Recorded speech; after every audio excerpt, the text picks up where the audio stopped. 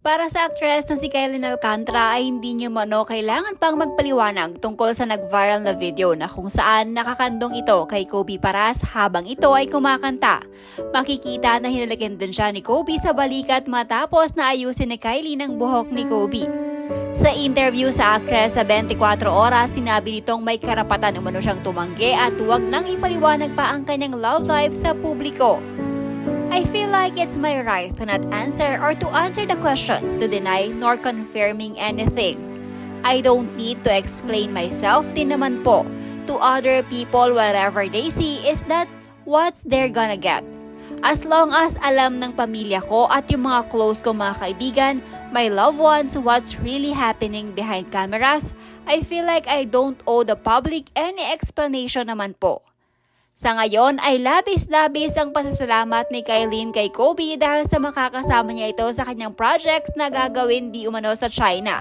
Marami daw kasing planong i-explore ang dalawa sa China. Dagdag pa ni Kylin, sa estado ng relasyon ngayon nila ni Kobe, ibang-iba umano ang kanyang nararamdaman. Walang salita na pwedeng mapag-describe umano sa estado ng relasyon nila. We're ready to explore a lot of things in life and I'm thankful that he said yes kasi I'm excited po to work with him.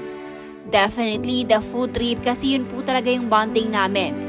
It's a different feeling po so I don't know the exact words to describe it. Lumalabas na lang siya through actions, through our auras. I guess I cannot find the exact words. Samantala, hati naman ang naging reaksyon ng mga netizens tungkol sa viral video ng Kobe at Kylin. Ayon sa ilan ay ngayon alam na umano nila kung bakit hindi gusto ng ina ng ex-boyfriend ni Kylin na si Carmina Villarroel ang aktres. Dahil may ganitong attitude di umano ang aktres. Matatandaan na ang huling nakarelasyon ni Kylin ay si Mavi Legaspi.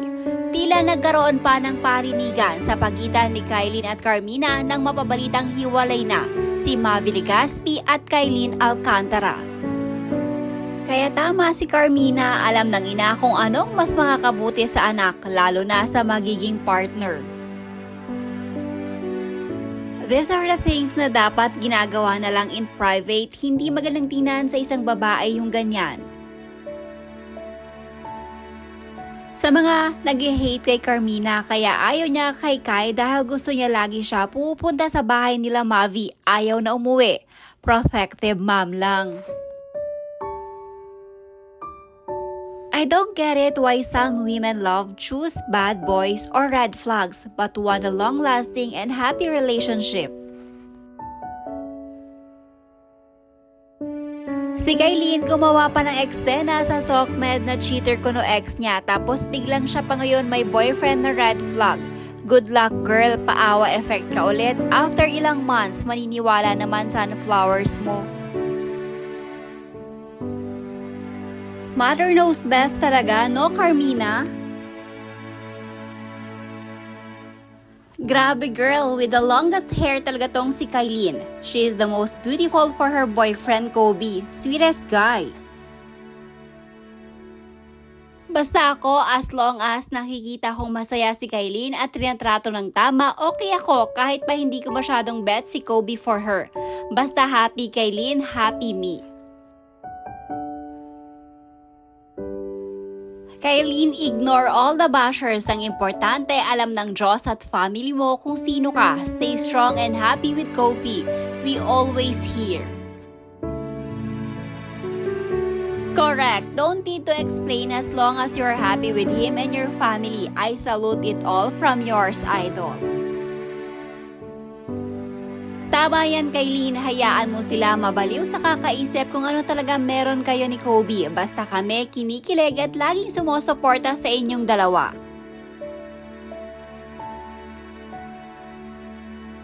Kung wala kang natatapakang tao, you don't need to explain yourself. You're both not in a relationship, so there's no need to bash you, dear. Di ko gets but ayaw nila umamin. A decent man won't be scared to put a label on their relationship. Sorry kay Kobe, but it screams red flag when a man won't everyone know where you stand in his life.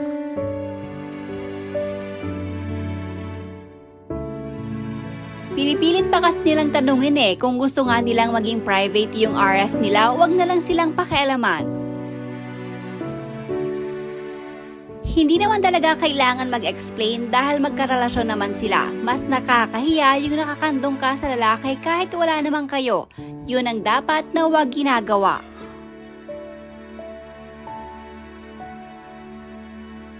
Ignore lang sa bashers and gaya nga ng sabi ni Kai, alam ng familya at ng close friends. Nagwo-work siya at mahusay siya sa mga ginagawa niya. Wala siyang ginagamit o inaapakang tao. Sagutin mo man o hindi, the more na nakakalong ka, malamang yun na ang iisipin nila sa showbiz. Using mo ng ganyan, aaminin kapag hiwalay na. Iyak, tagal na nag-PA sa artista kaya alam ko kita. Kaya pala ayaw ni Carmina at Mavi at Candy pangilinan sa kanya kasi walang delikadesa. That's why Mavi's mother doesn't like her because of her behavior.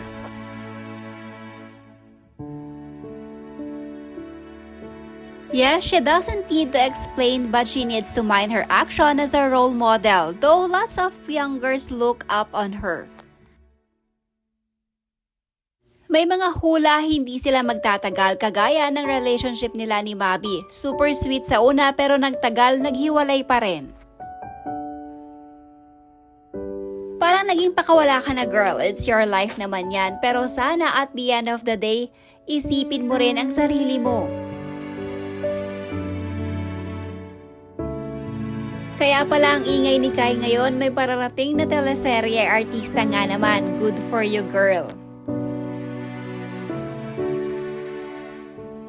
Sana wag maging Andrea Ricci to.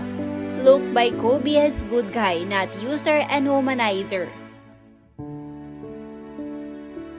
Pag naghiwalay kay Lynn, dapat walang drama ha, sarilihin mo na lang din. Kasi ibabash na naman nila si Kobe pag nangyari yon.